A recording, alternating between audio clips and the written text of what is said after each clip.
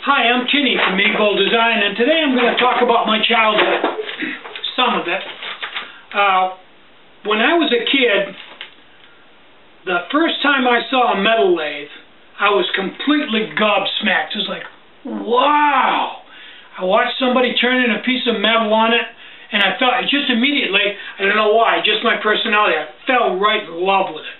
I just thought that was the coolest thing that was ever, you know, and I saw some of the things they could do with it, and I just was awestruck. Well, I didn't have a lot of money back then. I certainly couldn't afford a lathe. So I watched people, you know, and kind of hung around anywhere where there was a machine shop. And when I got a little older, I got enough money, and on eBay, I bought, I think it was eBay, I bought a Unimate lathe. There's a little thing about this long, little tabletop lathe. And I played with that thing and made stuff on that. And I had just a ball playing with it. I made all kinds of little parts. Well, as time went by, the Chinese started making these little tabletop lathes, little gear lathes, and selling them for around $350. So, once again, I saved my money up. By then, I was working at Osram, Pennsylvania. It was in my 20s. I saved up my money, and I bought a little 7x10 gear lathe. That would be a 7-inch swing, 10-inch bed. Just a tiny little thing. In fact, I have 5 of them here now. I'll show you one. There's one right here. Let me throw on a light.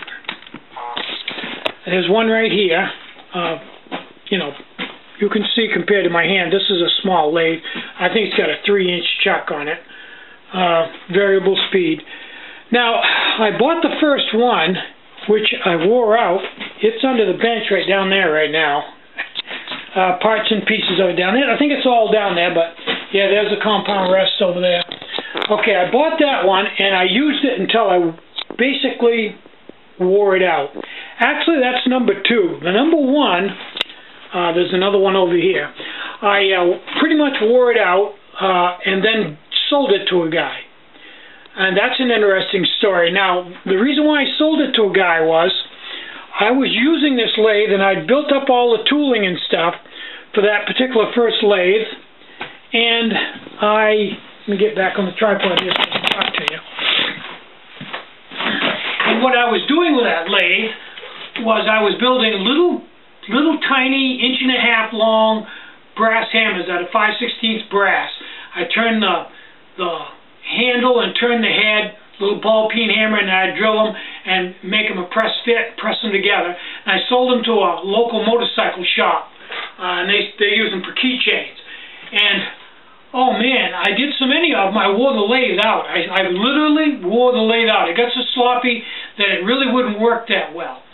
And I had all the tooling to do it. Well, I finally told the guy, look, I just don't want to build them anymore. I'm tired of building these. I just don't want to do it anymore. And it was $5 a piece, and that was fairly lucrative back then.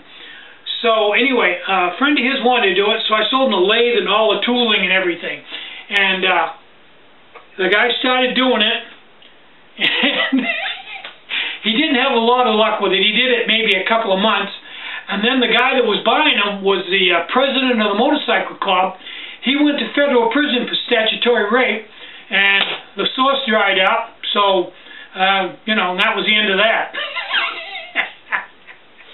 But I bought another one like it, and I used that when I started making the can stove. It was real handy for that.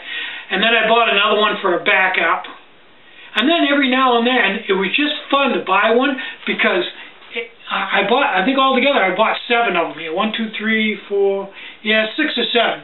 The thing was, about every 2 years I'd buy one, and every time you get one, they'd be better than the last one.